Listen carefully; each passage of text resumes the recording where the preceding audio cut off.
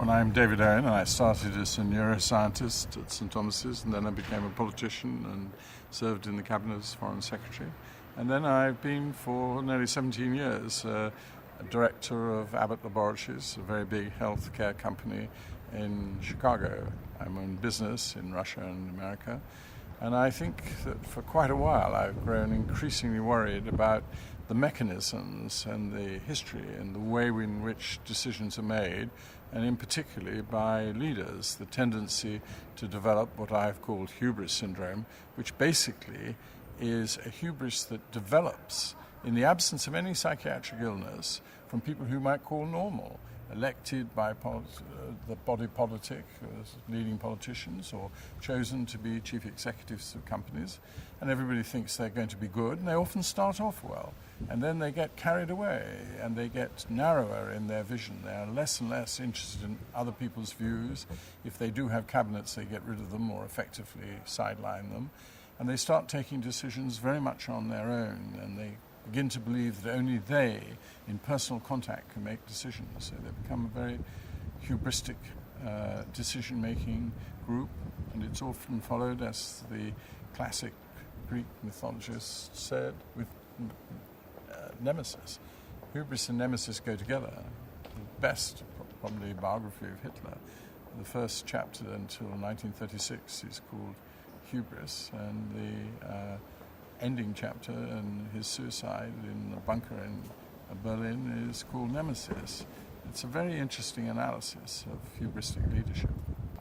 I think we should be looking everywhere. I think I've tried to establish the Daedalus Trust. I'm there just to raise money. I'm not part of the decision making. I've got views. I would corrupt it. So the body is run by others. But I think you have to look on a multi-disciplinary way. Neuroscience, neurologists, doctors, psychiatrists, but that is nowhere near enough. You need psychologists, you need philosophers, you need anthropologists, you need practical people experienced in management, in business, and decision makers themselves. I think it will take many, many years. The Daedalus Trust is a recognition we need risk takers. Daedalus warned Icarus, his son, not to fly too close to the sun, because if he did, the wax would melt. So he was an entrepreneur. He designed the system.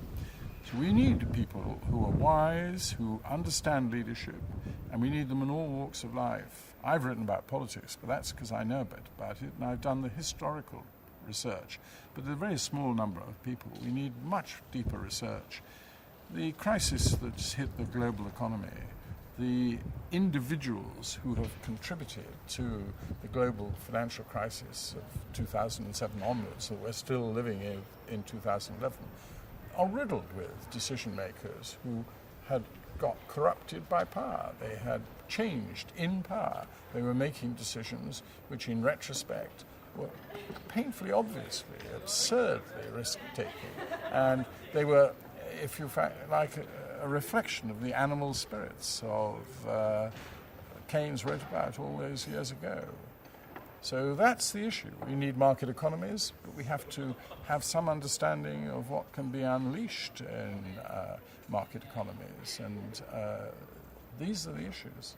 But I think the most thing is to realize there will be no single cause. Sometimes it may be a chemical upset in the brain. Sometimes they may be taking drugs that are changing their thing. Sometimes it's there but was not spotted in their personality and in their makeup, and it was hidden, and they were appointed to jobs with very high responsibility, and it only comes out when they themselves have such power, absolute power, that they can no longer accept any form of dissent, and they take on a sort of messianic persona. So I think it's multidisciplinary research, multifactorial, and we can look at mentoring, spotting it early. The non-executive members of boards, one of their prime tasks is to look for hubris in a chief executive and to curb it, and if necessary, and it can't be curbed, sack the individual, because they're too dangerous for that company's success. Look at what's happened to BP over the last 10 years. Well, look at BP over the last 15 years. This isn't just a crisis of the chief executive who happened to be on the spot at the time of the problem in the New Mexico. It goes deep-rooted. There was corporate hubris.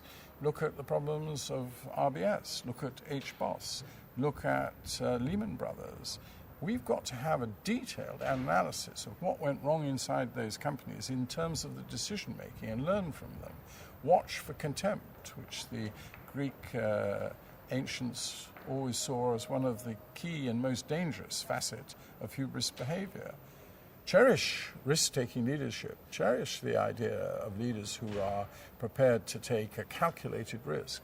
Make sure the risk is calculated. Make sure that they are listening. They're not shutting out the facts. They're not just a completely one-man band.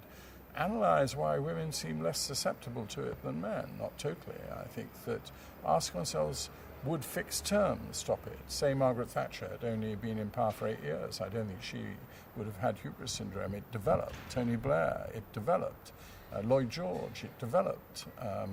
These are things, look at history, look at companies like Enron, tremendous lessons which we haven't learnt in the collapse of Enron. And if we're not going to learn from it, then let's see more law court actions. At least then it will come out in a court of law, and we'll see through that. There's a great public dissatisfaction in the quality of the leadership that they're seeing in almost all walks of life. They know that something is wrong. They see hubristic leaders in their day-to-day life. Very few people are not, at some stage, have been in touch with a hubristic leader in a damaging and dangerous way. And let's focus on it. At the moment, we're still deaf to it. We're blind to it. We don't want to have to face up to it. And, you know, the media, the popular press, Prime Minister to do everything, make him a presidential system. We don't have a presidential system in America. And remember that where America does have a presidential system, they have a very powerful Congress, not a pliant parliament. The Congress can and does often challenge a president, can indeed even impeach them.